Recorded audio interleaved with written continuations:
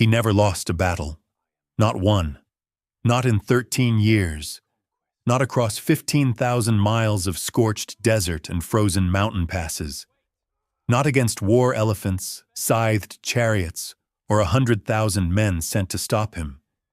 He never lost. And yet, when he died, he was 32 years old, and everything he had built collapsed before they finished digging his grave. The generals who followed him across the world turned on each other within hours. His wife was murdered. His son was murdered. His mother was murdered. The empire that took 13 years to build took less than 20 to disappear entirely. So here is what this story is really about. Not how Alexander the Great conquered the world. We know how. He was the most gifted battlefield commander who ever lived. He had the most powerful army of his age, and he pushed both past every human limit until there was nothing left to push against. The real question is, why did none of it survive him? That answer has nothing to do with tactics, nothing to do with geography. It is about the man himself, who he was, what he wanted, what he could never admit he needed, and the slow, spectacular, irreversible way he consumed himself, becoming a legend. This is not a story of triumph. It is a story of a fire that burned so hot it left nothing behind. It begins in blood. To understand what Alexander did, you first have to understand the world he walked into. In 336 BC, 3 power centers dominated the known world, and all 3 were cracking. To the east, Persia, the Achaemenid Empire, the largest empire in the history of the ancient world. It stretched from the Aegean Sea to the Indus River, from the Black Sea to the Nile Delta, encompassing dozens of cultures, hundreds of languages, tens of millions of people. Its capital at Persepolis was among the most magnificent cities on earth, but size had become its weakness. For 2 centuries, the Achaemenid kings had ruled through satrapies, regional governors who managed the empire while the king presided over an elaborate court. The system created administrators, not warriors, kings who knew how to hold what they inherited, men who had never been tested by the kind of war that was now coming. To the west, Greece. Brilliant, fractured, exhausted. Athens, Thebes, Sparta, Corinth, each a civilization in miniature, each convinced of its own superiority, each willing to ally with Persia against its own Greek neighbors if the politics demanded it. The Peloponnesian War had ended in 404 BC and settled nothing. 70 years of slow recovery, renewed rivalry, and mutual suspicion. Greece was a collection of city-states capable of extraordinary individual achievement and constitutionally incapable of sustained unity. And then there was Macedonia. Macedonia sat at the northern edge of the Greek world, mountainous, rugged, dismissed by the city-states to the south as something between a backwater and a barbarian kingdom.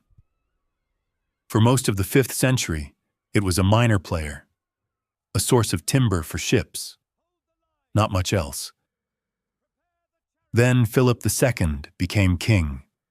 Philip came to power in 359 BC in the middle of a crisis. Macedonia was under pressure from multiple directions. The army was scattered. The treasury was empty.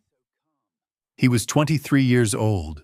Within 20 years, he transformed Macedonia into the dominant power in the Greek world. Not through luck, not through inheritance, but through one of the most sophisticated acts of military innovation the ancient world had ever seen. He started with the army, not just re-equipping it, reconceiving it from the ground up.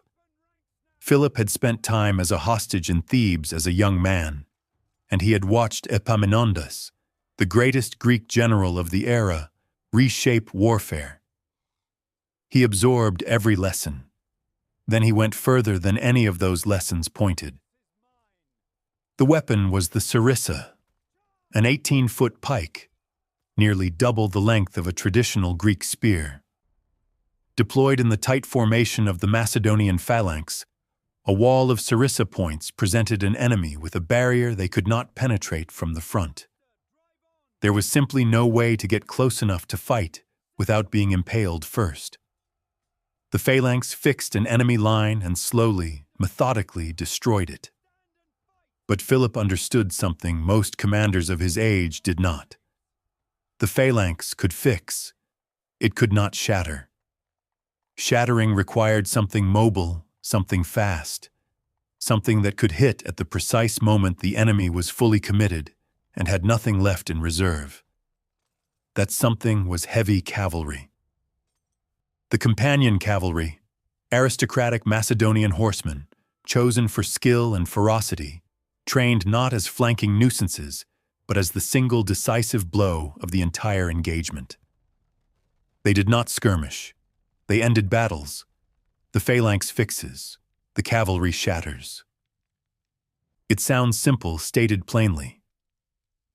In practice, coordinating the two arms required a level of battlefield communication, timing, and mutual trust between infantry and cavalry that no other army of the era could manage. Philip drilled it until it was instinct.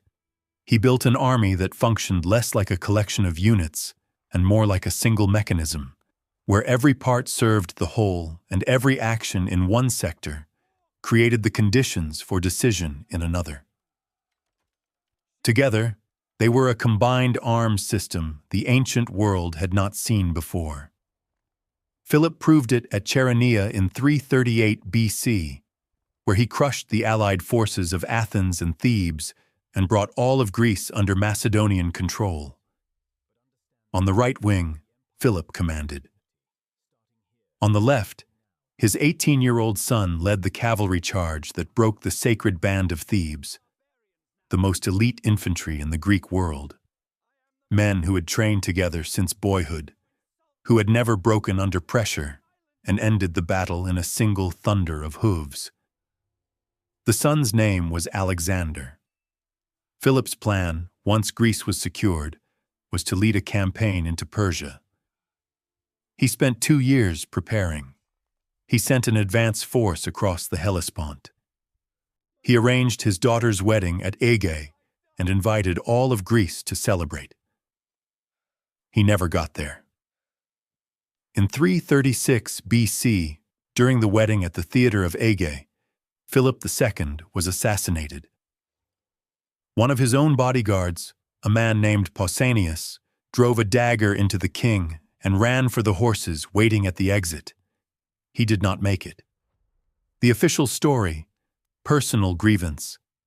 The fingers of suspicion pointed elsewhere, at Persia, at Olympias, at Alexander himself, who stood to gain everything from his father's death at precisely the moment Philip had publicly questioned the legitimacy of his succession.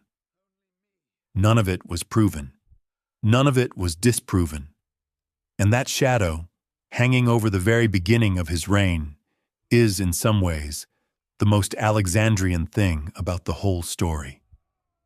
Alexander was 20 years old when he became king. Not tall, 5'7", compact and powerful, with a slight tilt of the head that ancient sources describe as both contemplative and challenging. He moved quickly, decided quickly. He had the kind of charisma that made men follow him into situations where following anyone else would have seemed suicidal. Aristotle had tutored him from age 13 to 16, the greatest philosophical mind of the ancient world, teaching him philosophy, medicine, botany, rhetoric, geometry. Aristotle gave him the Iliad, annotated in the philosopher's own hand. Alexander kept it under his pillow alongside a dagger for the rest of his life. But there was something in Alexander that Aristotle's careful, rational education could not reach. Something his mother had planted there long before Aristotle arrived. Olympias, Philip's formidable first wife, told her son, either directly or through years of accumulated implication, that he was not merely Philip's son, that his true father was not a Macedonian king, but a god. Zeus Ammon, divine authority incarnate. She told her son he was divine, and Alexander believed her, or chose to, or made himself believe, which amounts to the same thing in the end. This belief, this need to be more than human, was the engine of everything that followed. It drove the conquest. It drove the refusal to stop. It drove the paranoia, the drinking, the catastrophic decisions of his later years. Alexander was a man told from childhood that ordinary limits did not apply to him. He spent his entire adult life testing that proposition, until it killed him. But none of that is visible yet in 336 BC. Right now, he moves with the speed of a man who has been waiting for this moment his entire life. Within days of Philip's death, he eliminates every rival claimant to the Macedonian throne. He secures the loyalty of the nobility, the army, the treasury. Then he turns south, marches into Greece, and demands the city-states renew their oaths of loyalty. Most comply. Thebes hesitates, then agrees. Not for long. In 335 BC, word spreads that Alexander is fighting tribes in the Balkans and may be dead. Thebes revolts, betting that the crisis is real and that the window is open. The window closes in 2 weeks. Alexander covers 400 miles in 14 days, appears at the walls of Thebes before the Thebans have processed the news that he is alive, and when they refuse to surrender, destroys the city, 6,000 dead, 20 to 30,000 sold into slavery.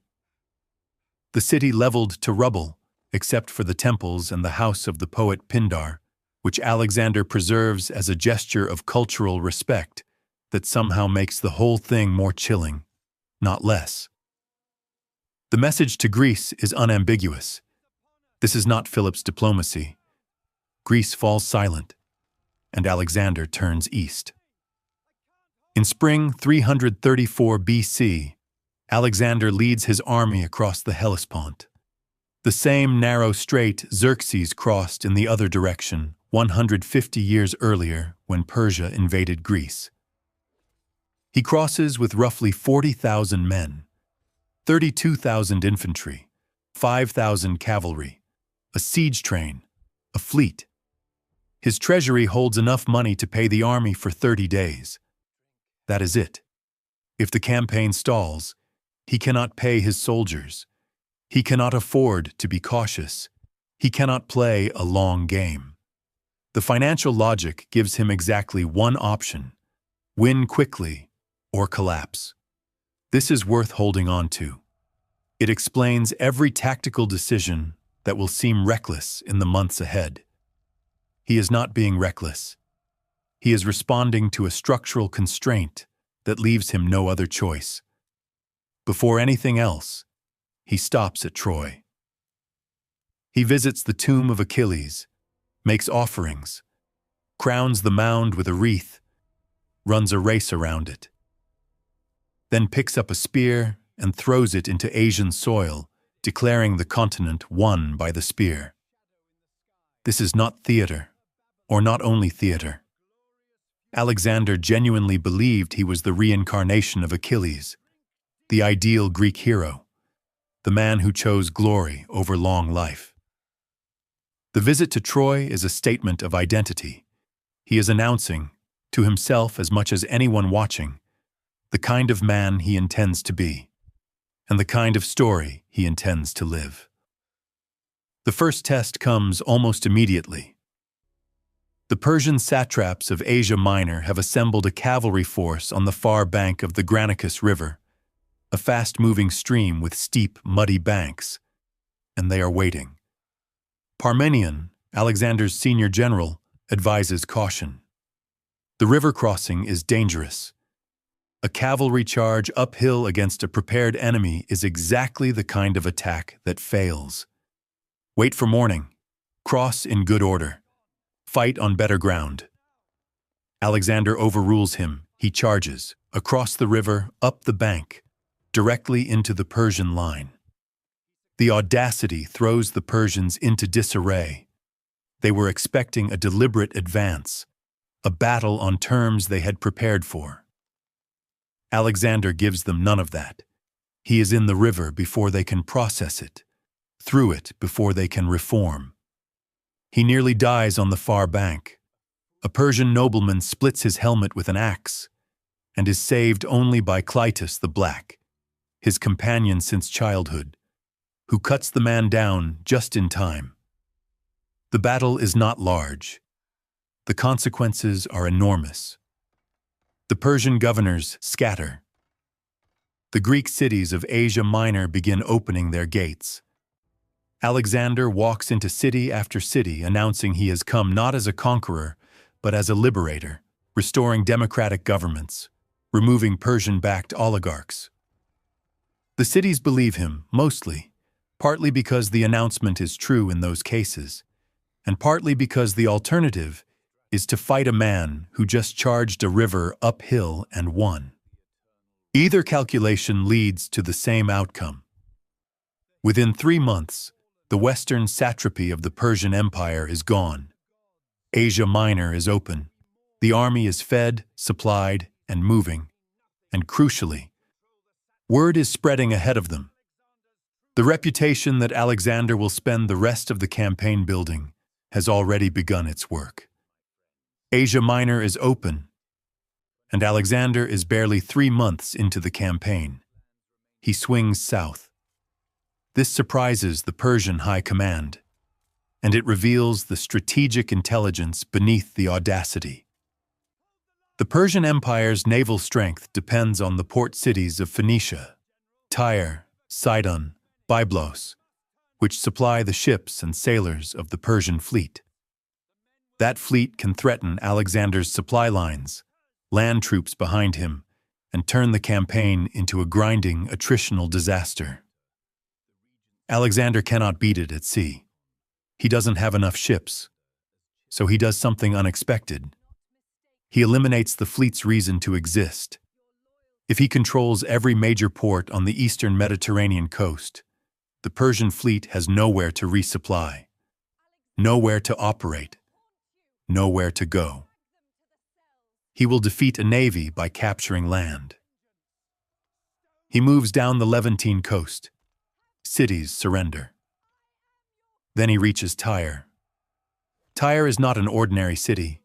It is built on an island, a third of a mile offshore, walls rising directly from deep water, the sea itself its defense. The Tyrians have watched every city on the coast capitulate. They decline to join them. They will remain neutral, receiving neither Alexander nor Persia. The siege of Tyre takes 7 months. Alexander builds a causeway across the channel, a half-mile engineering project that the Tyrians attack repeatedly with fire ships and naval sorties. He builds siege towers.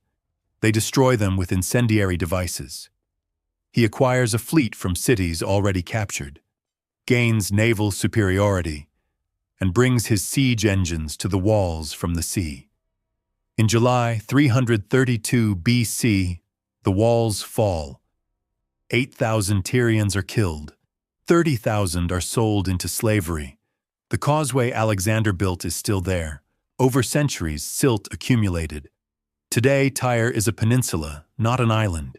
He literally changed the geography. Egypt surrenders without a fight. The satrap looks at what happened to Tyre and makes the sensible decision. Alexander enters Egypt as a liberator. The Egyptians have resented Persian rule for over a century, and the priests of Amun declare him son of the god, legitimate pharaoh, divine ruler of the Nile. He visits the oracle of Zeus Ammon at the desert oasis of Siwa. What the oracle tells him is never recorded. He never speaks of it publicly. He returns with his divine belief confirmed. a certainty in his eyes that even those closest to him find quietly unsettling. He founds Alexandria before he leaves. He marks the city's boundaries in grain because there is no chalk, watches birds descend to eat it, and decides this is a good omen. He will found 20 more Alexandrias before he dies. This first one becomes one of the greatest cities in the history of civilization.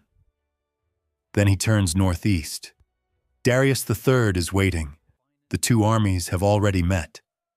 At Issus, in 333 BC, Darius had more men, but chose a narrow coastal strip that neutralized his numbers. Alexander hit the Persian center directly. Darius's bodyguard collapsed, and Darius fled, abandoning his mother, his wife, and his daughters to Alexander's custody. Alexander treated them with complete courtesy. They would live as honored guests for the rest of their lives, or prisoners, depending on how you read the word. Issus was a defeat. Gaugamela, in October 331 BC, is something more final. Darius chose the ground himself, a broad flat plain near Gaugamela in what is now northern Iraq, open enough to deploy his entire force, level enough for his scythed chariots to build speed, wide enough to extend his flanks and envelop the Macedonians from multiple sides. He had prepared the ground in advance, leveling uneven patches. He had, by ancient estimates, between 100,000 and 250,000 men, 15 war elephants, 200 scythed chariots. Alexander had around 47,000. Parmenian's advice: attack in darkness before Darius can use his numbers. Alexander's response: he sleeps. He sleeps so deeply on the night before the most consequential battle of his life that his generals have to shake him awake in the morning. When they ask how he could possibly sleep, he tells them he slept because he had already won.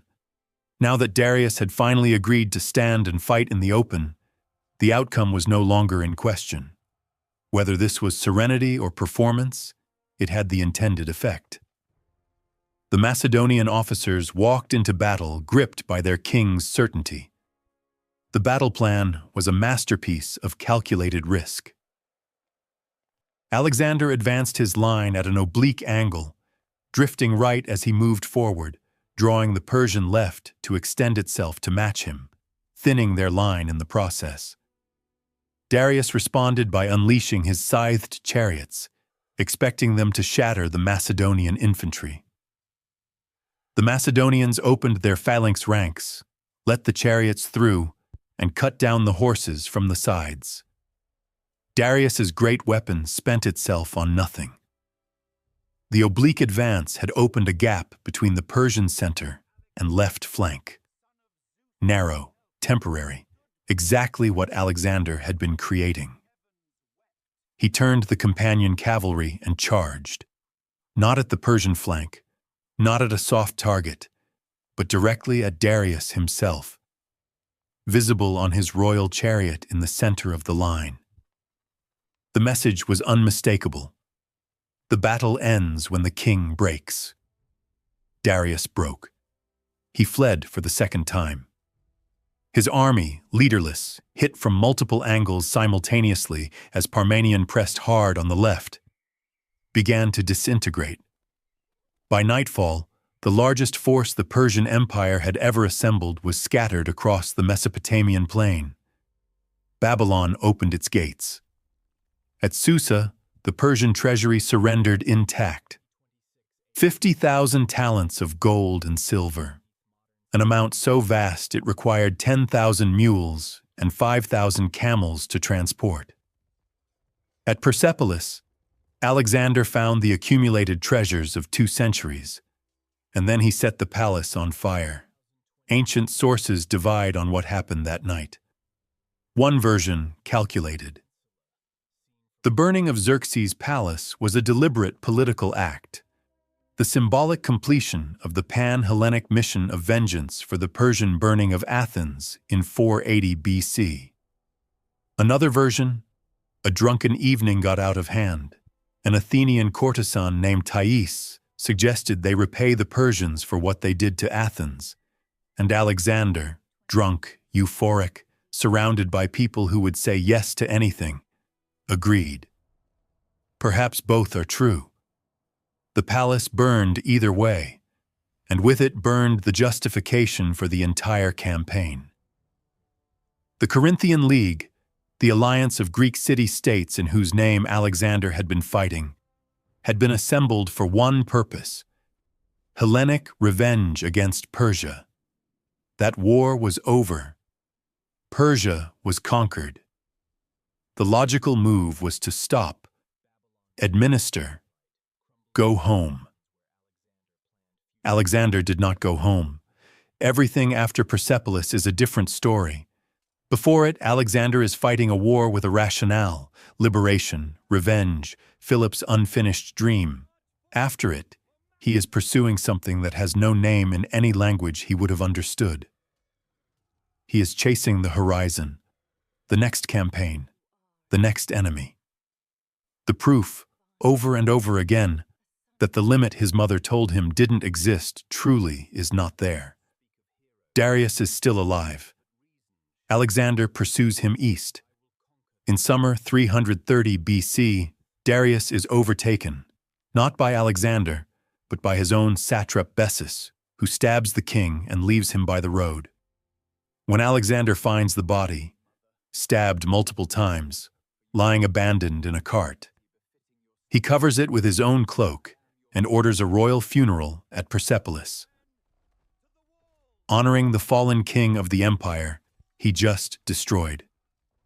It is part sentiment, part theater. Both parts serve the same purpose: establishing that he, not Bessus, is Persia's legitimate successor. Then he goes after Bessus. Bessus has fled into Bactria, the region of modern Afghanistan and Central Asia, and declared himself the new Persian king.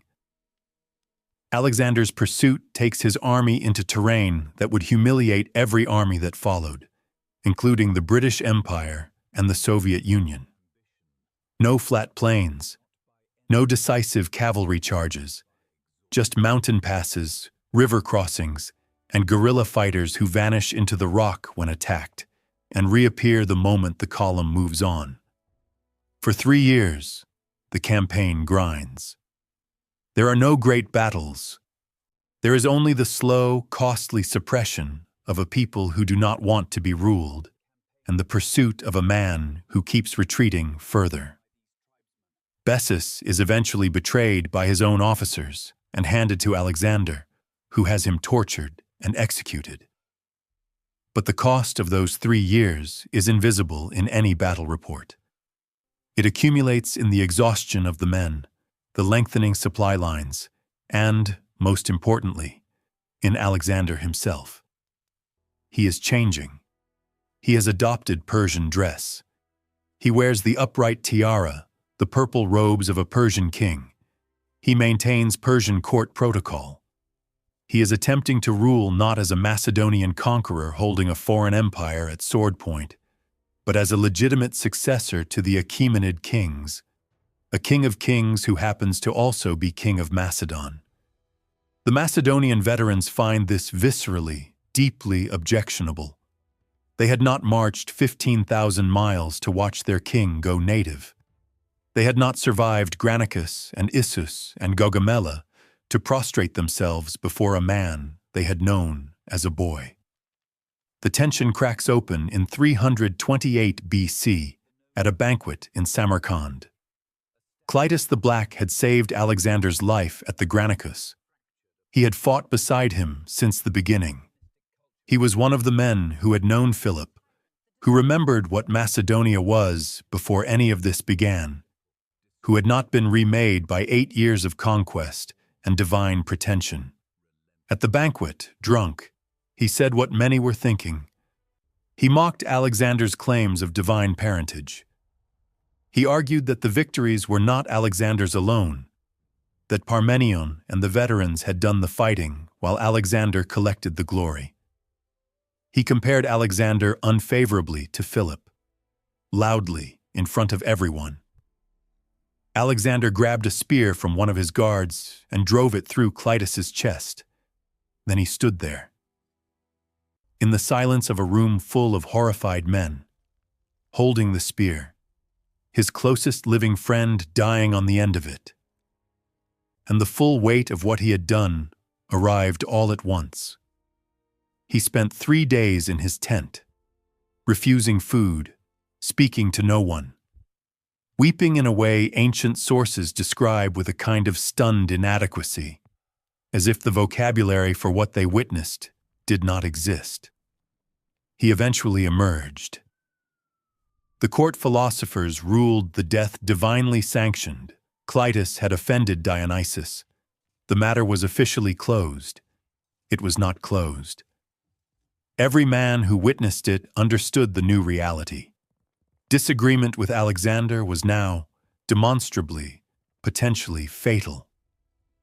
The loyalty around him shifted, not the loyalty of men who trusted their king, but the loyalty of men who understood the consequences of speaking freely. They had watched Alexander kill the man who saved his life. In 327 BC, he goes further.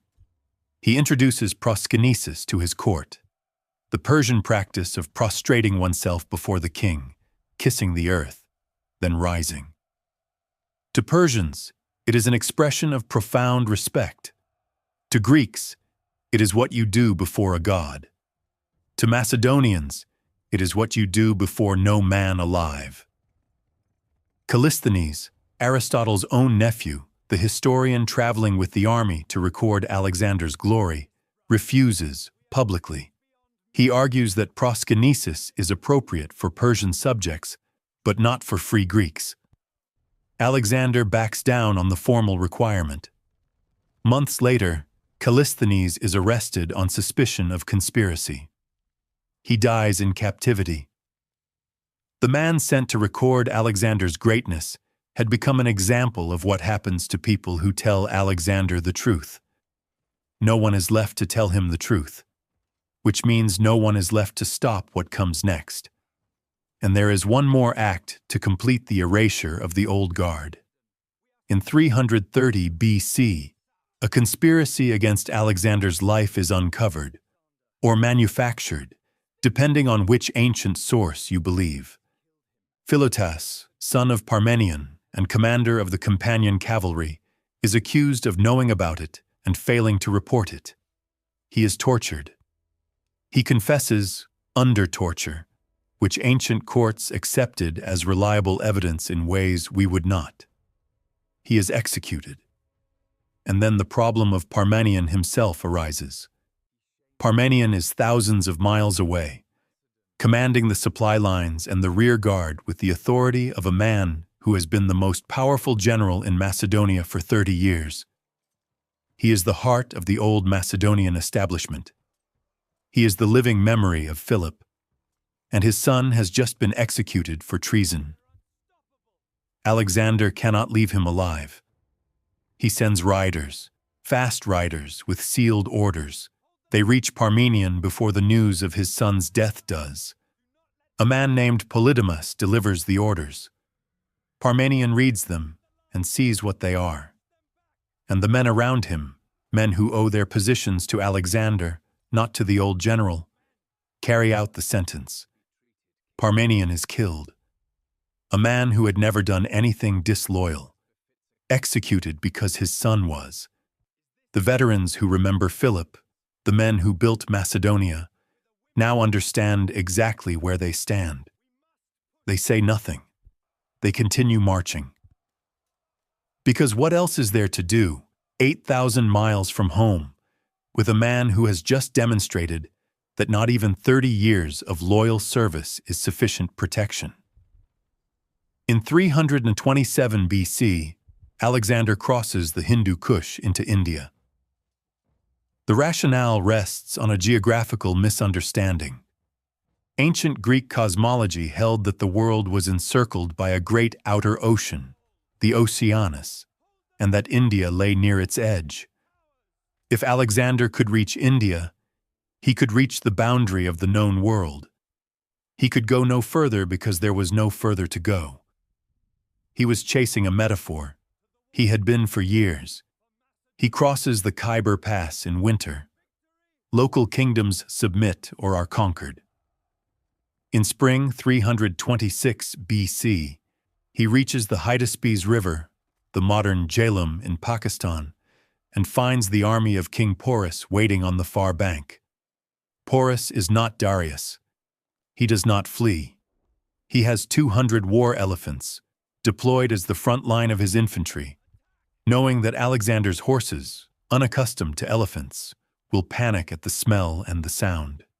A sound tactical choice. Against a different enemy, it would have worked. Alexander spends weeks feinting, threatening different crossing points, keeping Porus's army in a state of exhausted vigilance. Then, in a night storm that masks both sound and sight, he crosses the Hydaspes 15 miles upstream with a strike force, secures the far bank before Porus can respond, and hits the Indian army from the flank and rear while his remaining forces cross from the front.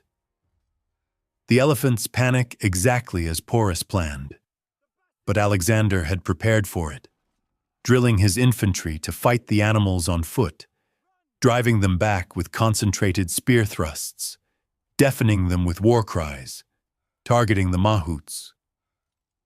The elephants become a liability, trampling their own men. Porus fights until his army is surrounded and he himself is wounded. He is brought before Alexander, asked how he wishes to be treated. He says, "As a king treats another king." Alexander restores him to his throne as a vassal and gives him more territory, not sentimentality, political intelligence, a demonstration that submission means preservation. But the army is done. The monsoon has arrived. The men are soaked, exhausted, 8 years from home. Every week they march east is another week they must march back west. Alexander calls his officers together and speaks to them as he has always spoken, with the passion, the vision, the unshakable certainty that has carried them across the world. They sit in silence. Then Conus, one of the most senior, most respected generals, stands and speaks for the men. They are proud of what they have done. They want to go home. They have wives, children they have never seen. They left as young men and are no longer young. They have followed him to the end of the world. But the end of the world is enough. Alexander goes to his tent. He waits 3 days. The men do not change their minds. He performs the sacrificial omens. The omens for crossing the Hyphasis River are unfavorable. He announces the army will turn back. He builds 12 enormous altars on the riverbank, one for each Olympian god, dedicated to the furthest point of the campaign. The altars are built slightly larger than human scale, so that anyone who finds them in the future will believe the men who raised them were giants. He turns west. His expression, Arrian writes, is the expression of a man who has been told something he cannot forgive. The return is not a retreat. Alexander refuses to let it be one. He moves south down the Indus, engaging every resistant tribe along the way, forcing more conquest into a journey that should be a homecoming. But the tone has shifted. Something in the campaign's spirit is broken. The men feel it. They do not speak of it. In the territory of the Mali people, Alexander does something no one can fully explain. The army is besieging a fortified town. The assault ladders go up. The troops hesitate at the top of the walls. The resistance inside is fierce. The drop on the far side is long. Alexander grabs a ladder himself, climbs it, reaches the parapet, looks down at his men still hesitating below, and jumps alone into the city. 3 bodyguards follow him over the wall before it collapses. He is inside a hostile town, by himself, back against a wall, holding off the entire Mali garrison. For a few minutes that must have felt like an entirely different unit of time, he fights alone. Then an arrow catches him in the chest and pierces the lung. He keeps fighting, kills the commander who shot him, until his soldiers finally break through the gate. He should have died. The wound is removed in the field. He survives by a margin that borders on miraculous.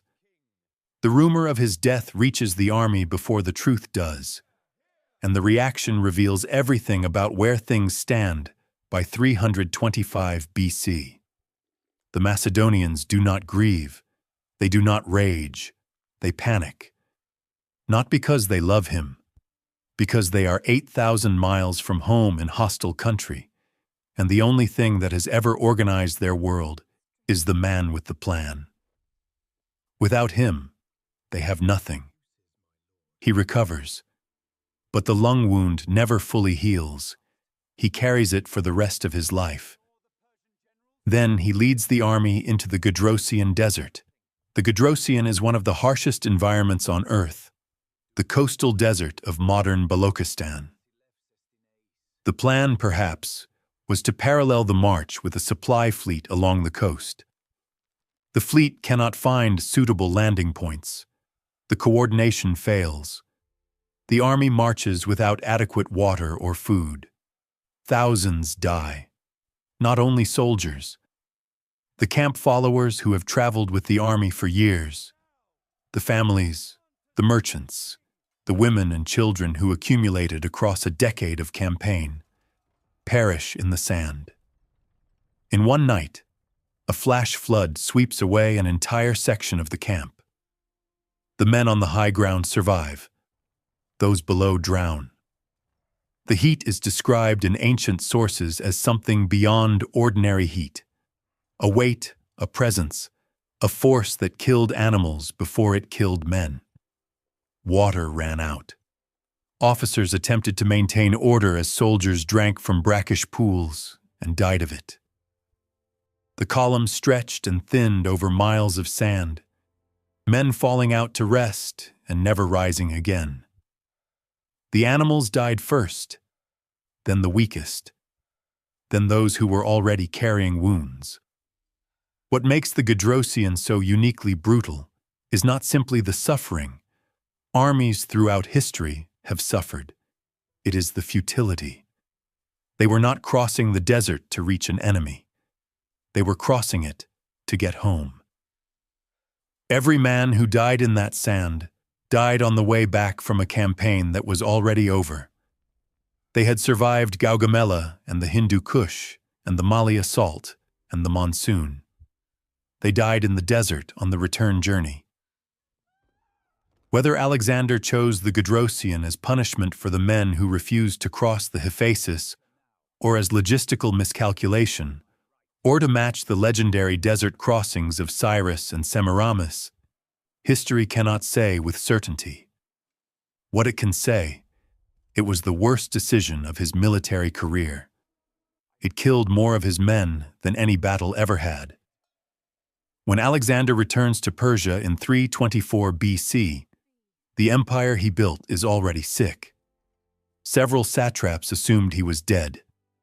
They enriched themselves, raised private armies, settled into effective independence. Alexander moves through his own territory like a man checking on a house left in the wrong hands. He executes 6 satraps for corruption. He reorganizes, he reasserts. But no execution can fix the real problem. Alexander's empire is not an institution. It is a personal relationship between Alexander and every satrap, every general, every city that submitted to him. That relationship depends entirely on his physical presence, his personality, his ability to be simultaneously terrifying and inspiring to every person who encounters him. When he is away, there is no law behind his authority, no bureaucratic structure functioning in his absence, no succession protocol anyone agrees on. He built the largest empire in the history of the ancient world on the foundation of a single human personality.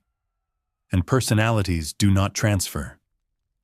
He issues the exile's decree, ordering all Greek city-states to accept their exiled citizens back, a sweeping intervention in Greek domestic affairs that causes panic across the Aegean.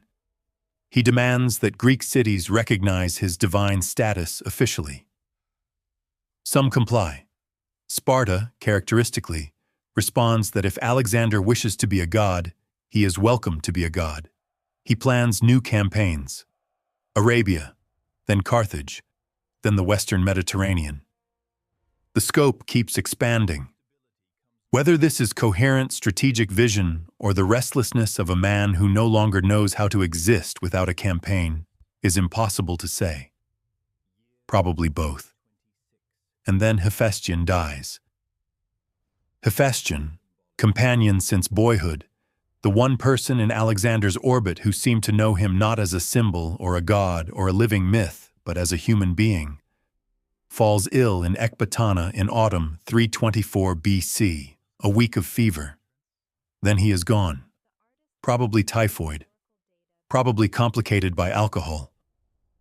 Alexander's grief exceeds anything his companions have vocabulary for. He fasts. He lies on the body for an entire day and must be physically removed. He orders the horses' manes and tails shorn in mourning. He executes the physician who failed to save him. He orders a period of mourning across the empire.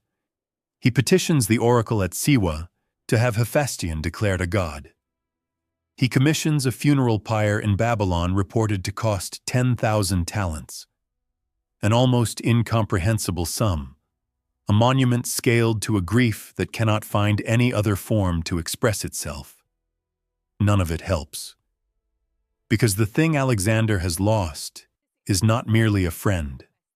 He has lost the only witness. The one person who knew everything, who had been present at every decision, every mistake, every private moment of doubt that Alexander would never acknowledge to anyone else. Hephaestion was the keeper of the version of Alexander that was still human. With him alive, that version had somewhere to exist. With him dead, it has nowhere to go. What fills the space is not strength, it is acceleration. He begins drinking more, sleeping less, losing weight, making decisions about new campaigns, Arabia, Carthage, the Western Mediterranean, that escalate in scope with each planning session, as if the ambition must keep expanding to fill the void, as if stopping for even a moment might require him to feel the full weight of what he has lost. The men around him watch and say nothing, because there is no one left who will say anything. The last anchor is gone. In spring 323 BC, Alexander enters Babylon.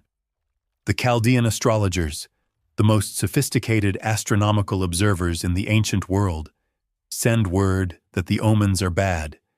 He should not enter the city from the east. He should not enter at all. He ignores the warning. Attempts an alternate approach from the west.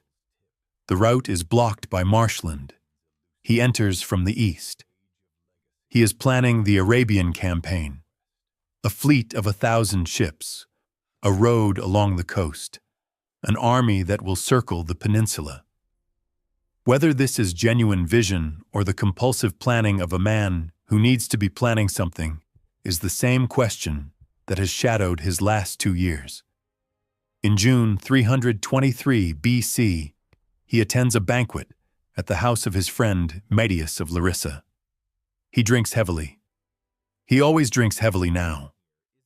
In the days that follow, a fever develops. It does not break. It climbs. Ancient sources describe it day by day, the progression of a body fighting something it cannot defeat. He attempts to continue planning the Arabian campaign from his sickbed.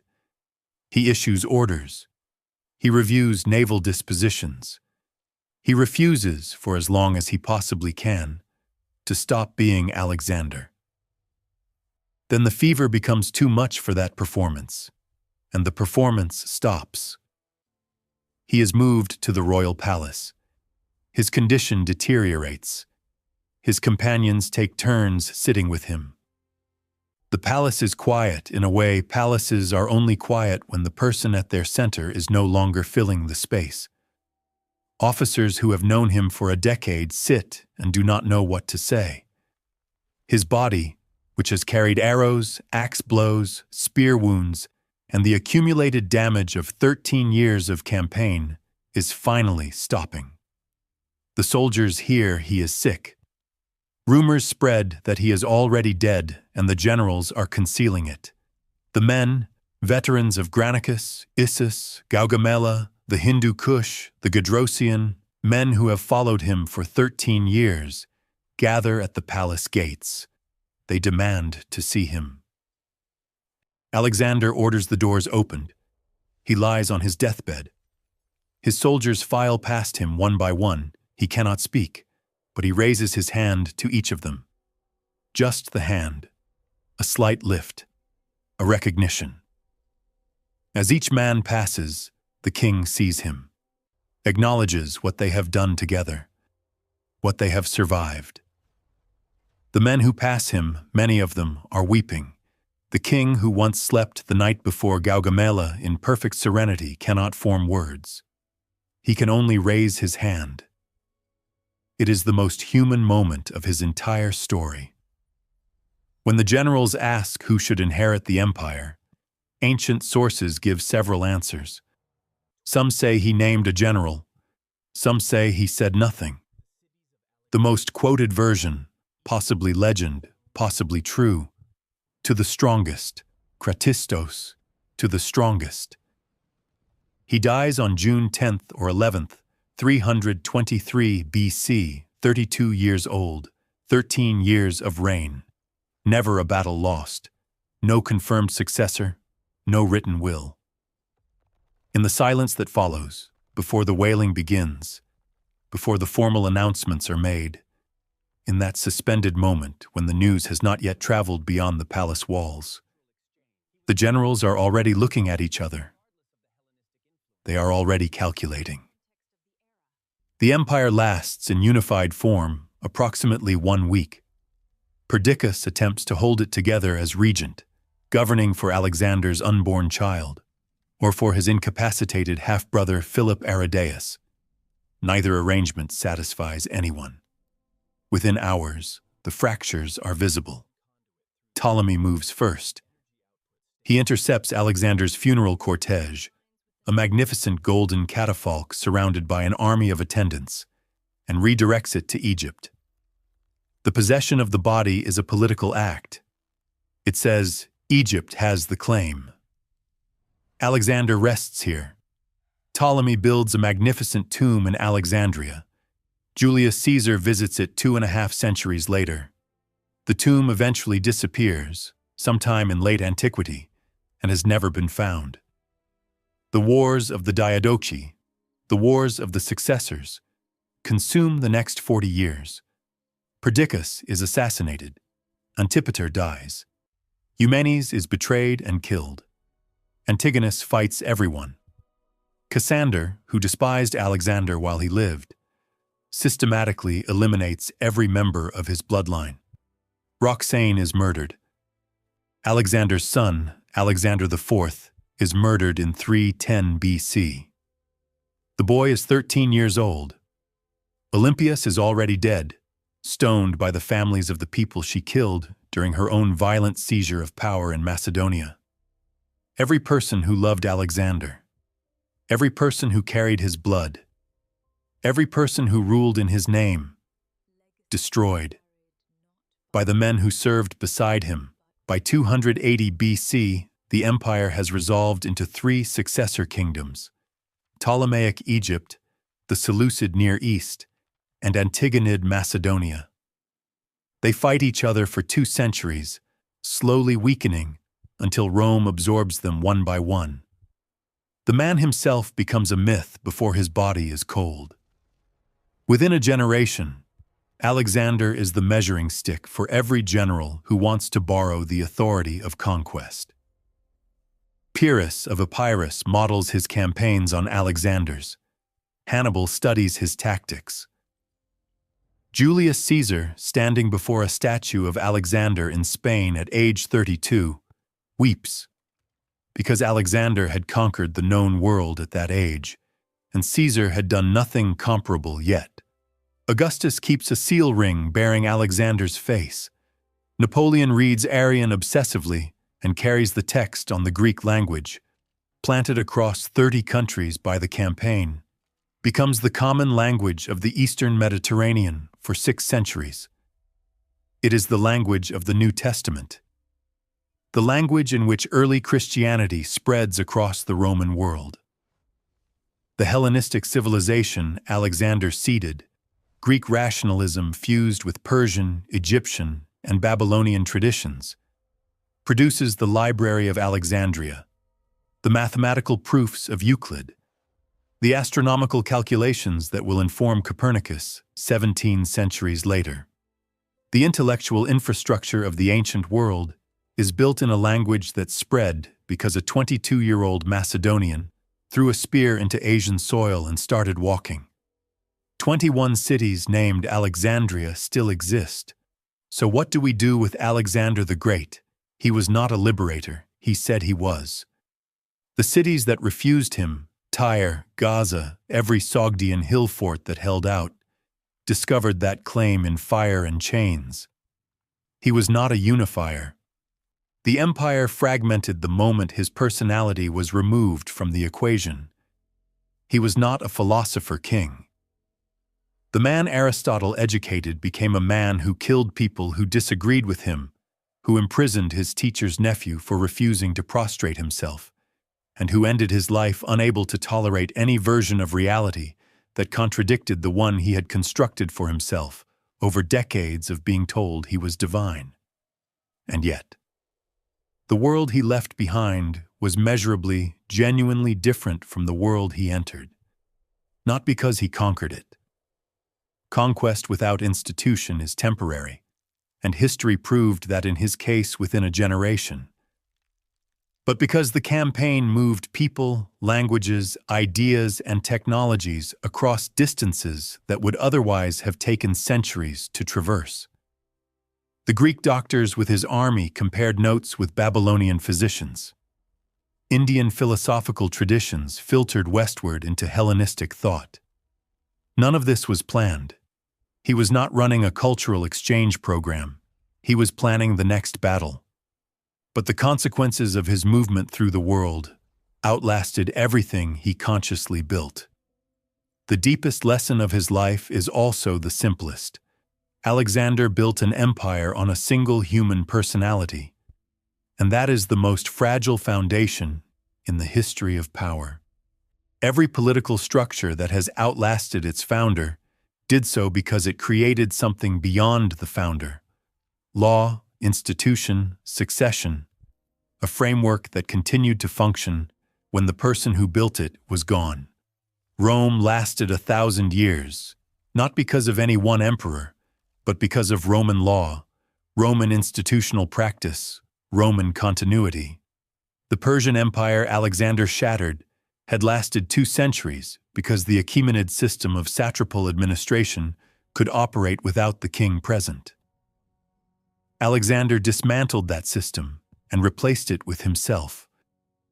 When he died, there was nothing underneath. He wanted to be immortal.